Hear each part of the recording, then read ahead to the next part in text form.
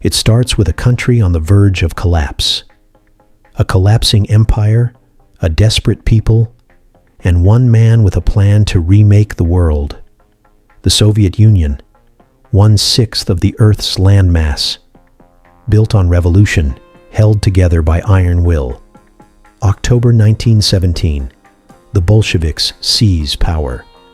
Lenin declares the workers have taken control. A new government, a new kind of state, never seen before. They pull Russia out of World War I immediately. But peace at home is far away. Civil war erupts. Red against white, Bolshevik against Tsarist loyalists. Worker and soldier, the new Soviet ideal. But famine stalks the land. Millions are starving. Lenin makes a U-turn, the new economic policy.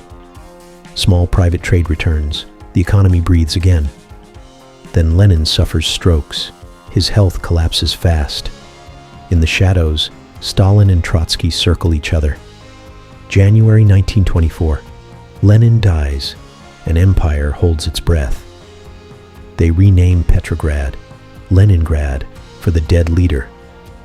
Stalin moves methodically. He builds loyalty inside the party.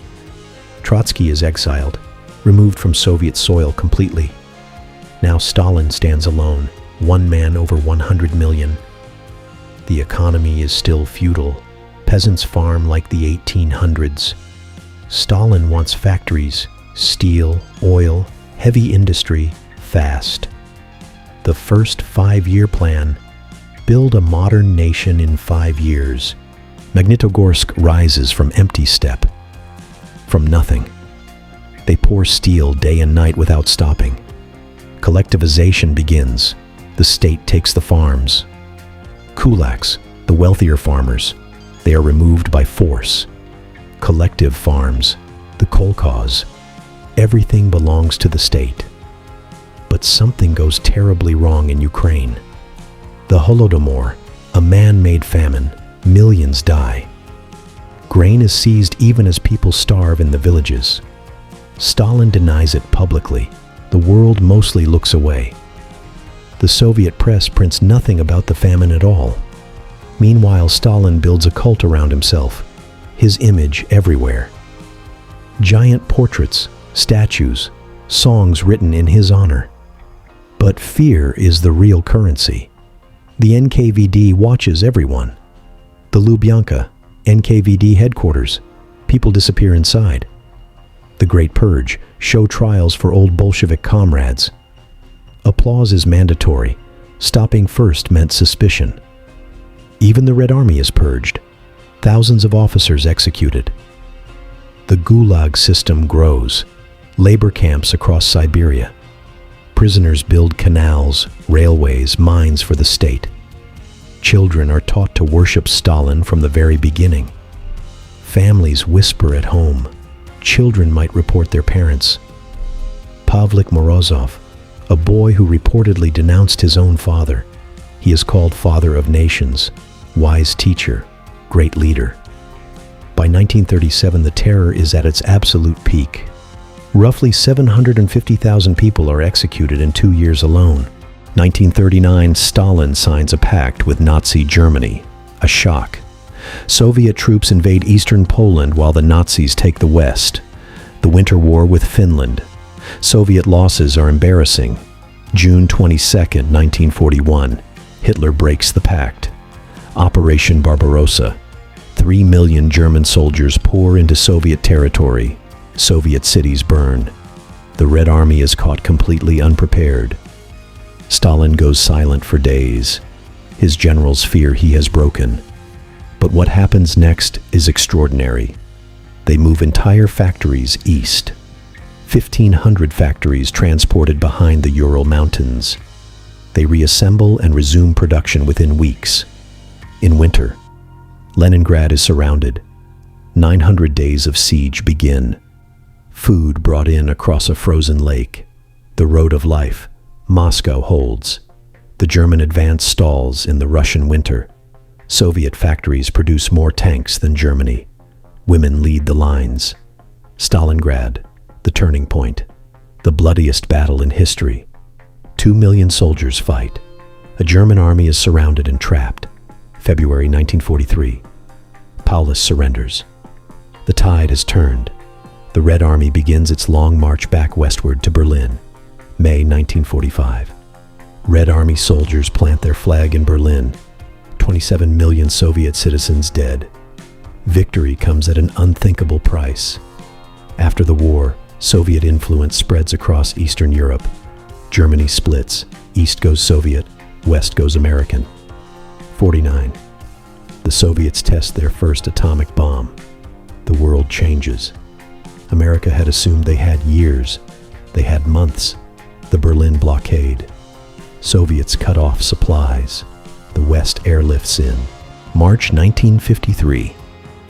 Stalin suffers a stroke. He dies 4 days later. Millions queue to see his body.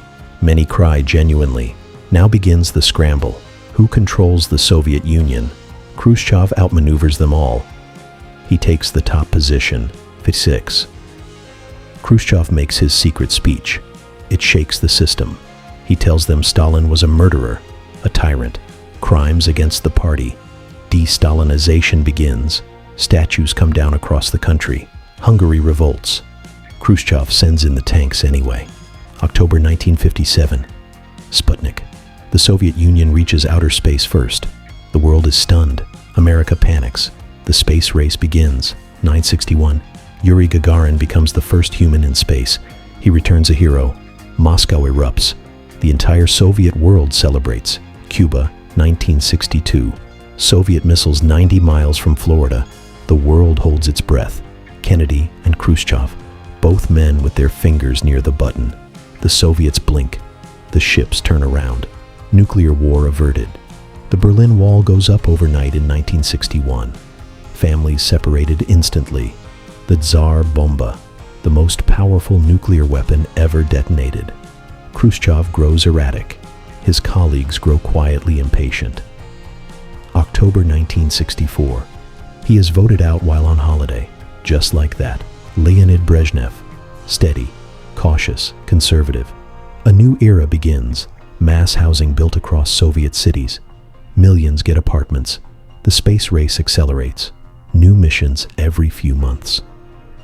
But ordinary life is constrained. Queues define Soviet existence. Communal apartments, shared kitchens, neighbors in each other's lives constantly. Korea. The Cold War turns hot for the first time. Art and culture become propaganda tools of the highest order. The circus. The Soviet circus was world-class and deeply beloved. Children learn music, science, mathematics. Education is free. Soviet Olympic athletes dominate the world's games for decades. Chess is a national obsession. Soviet grandmasters rule the world. Science is funded generously. Research institutes everywhere. Television arrives, a window to a very controlled world. But dissidents are watched. Poets, artists, scientists who dissent. Solzhenitsyn writes the Gulag Archipelago, hidden, page by page. Samizdat, self-publishing. Banned books copied by hand and passed around. 1968, the Prague Spring. Czechs try to liberalize socialism. Brezhnev sends in Warsaw Pact armies. Tanks crush the reform movement. The Brezhnev Doctrine. No socialist country will be allowed to leave. Through the 1970s, the economy slowly stagnates. The shelves thin out. Oil saves them. Siberian oil exports keep the economy afloat. Brezhnev hoards luxury Western cars, a man of contradictions. Détente, a brief thaw. Nixon visits Moscow. Arms talks begin. December 1979. Soviet troops invade Afghanistan. The Soviets face a guerrilla war in impossibly rough terrain. Brezhnev is visibly declining. The country drifts without direction. 1982. Brezhnev dies. 2 more elderly leaders follow within 3 years. Andropov, Chernenko, both dead within months. The gerontocracy collapses. March 1985. Mikhail Gorbachev, 54 years old, relatively young. He actually talks to ordinary people. That alone is remarkable. Glasnost, openness. Perestroika, restructuring. Two powerful words. The press is allowed to print things never printed before. April 1986, Chernobyl. Reactor number 4 explodes. First responders arrive without knowing what radiation means for them. 50,000 people evacuated from Pripyat in a single day. The initial Soviet response is denial. Then truth slowly emerges. Western satellites detect it before Moscow admits what happened. Radiation drifts over Europe. Chernobyl is now a global crisis. 600,000 liquidators sent to clean up. Many die later from radiation. Chernobyl forces Gorbachev to be more honest about Soviet failures. Meanwhile, Afghanistan grinds on. No victory in sight. Veterans return broken. The war is called Our Vietnam, quietly. The command economy produces output nobody needs. The black market thrives. Western jeans and cassettes become currency. Soviet youth hunger for Western culture. Radio-free Europe sneaks through. Reagan's Star Wars program puts massive pressure on Soviet resources. Soviet military spending skyrockets to try to compete. The economy cracks. Gorbachev and Reagan meet in Geneva. Chemistry that surprises everyone. Reykjavik, 1986. They come close to eliminating all nuclear weapons. They fail, but both know the world cannot survive an arms race forever. Gorbachev opens a real parliament. Deputies actually debate live on TV. The whole country watches, stunned that debate is actually allowed. Boris Yeltsin, loud, populist, anti-establishment, he rises fast. The Baltic states chain together. 2 million people hold hands across 700 kilometers. Lithuania declares independence, then Estonia, then Latvia. The union starts cracking in every direction at once. Gorbachev is caught between reformers and hardliners. Impossible position. By 1990, the economy is in freefall. Shelves are nearly bare in Moscow itself. Coal miners go on strike. Hundreds of thousands stop working. November 1989, the Berlin Wall falls. The Soviet bloc cracks open. Soviet troops withdraw from Eastern Europe. The empire contracts. Romania, Poland, Czechoslovakia. The Eastern Bloc falls like dominoes. August 1991, communist hardliners attempt a coup against Gorbachev. Gorbachev is held at his Crimea dacha. Phones cut off. Moscow citizens literally stand in front of the coup's tanks. The coup plotters hold a press conference. They look like terrified men. The coup collapses in 72 hours.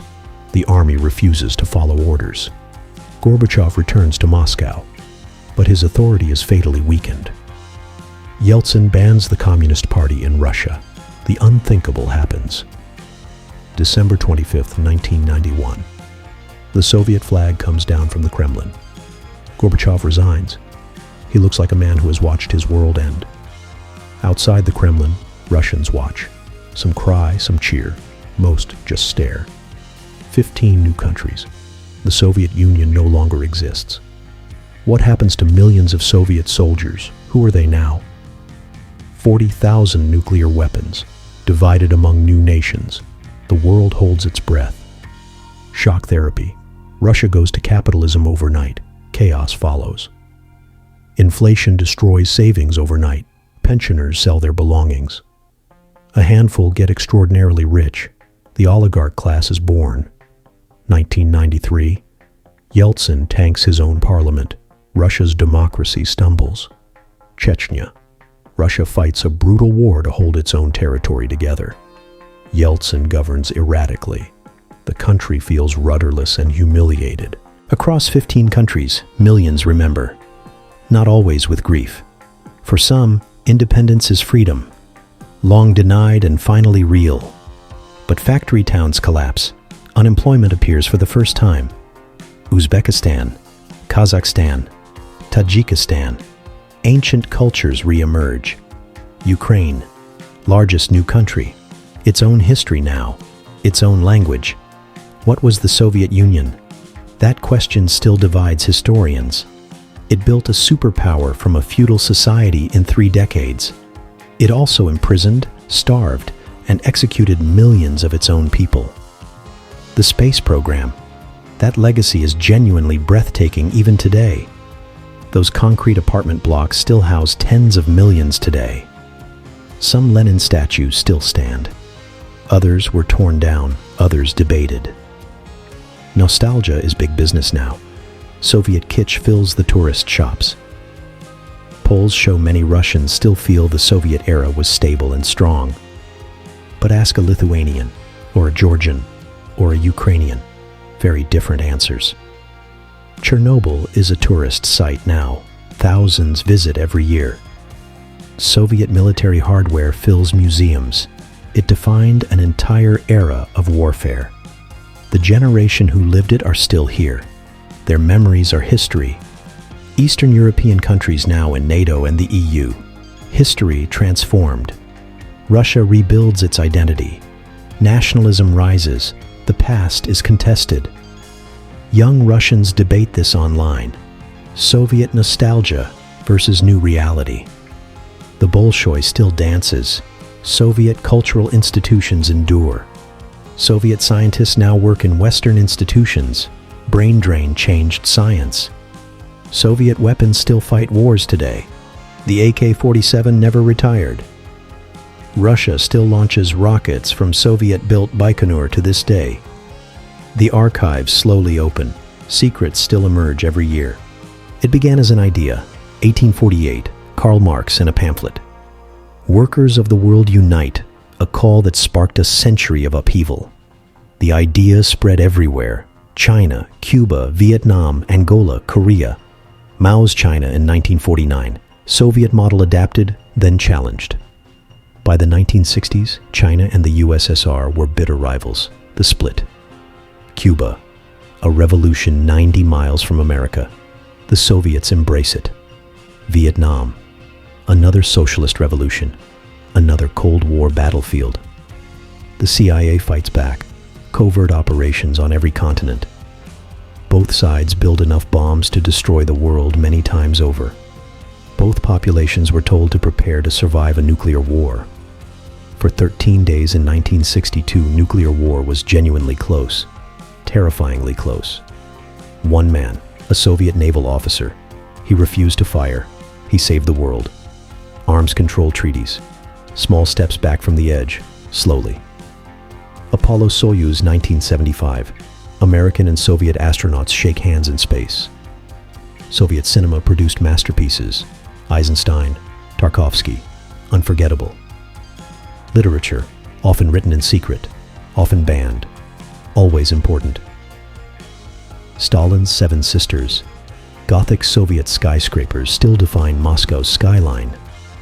The Moscow Metro, built as palaces for the people. Stunning architecture. They conquered the Arctic. Soviet icebreakers opened the Northern Sea route. And yet they had to import grain from America even during the Cold War. The central planning failure was simple. No price signal, no feedback. Russians cope with dark humor, political jokes in the kitchen, always the kitchen. They once measured nail production in total weight. Result, one giant nail. Gorbachev in his later years said he would do it all again, differently. Stalin's legacy remains contested. Some revere him, some revile him, still. 20 million in the Gulag, 7 million in the Holodomor, 27 million in the war. Literacy went from 30% to near 100%. Medicine reached everyone. Soviet women worked as engineers, pilots, doctors, cosmonauts, soldiers.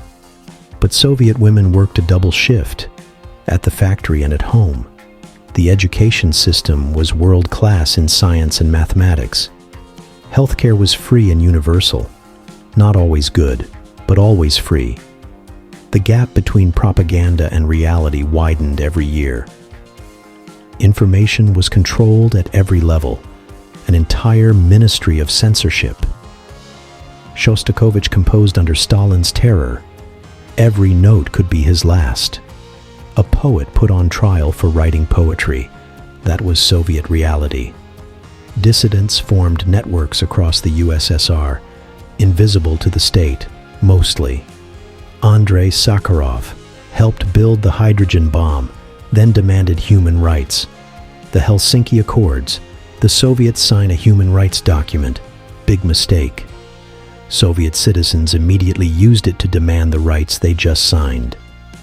By 1989, Gorbachev faces simultaneous crises in every direction.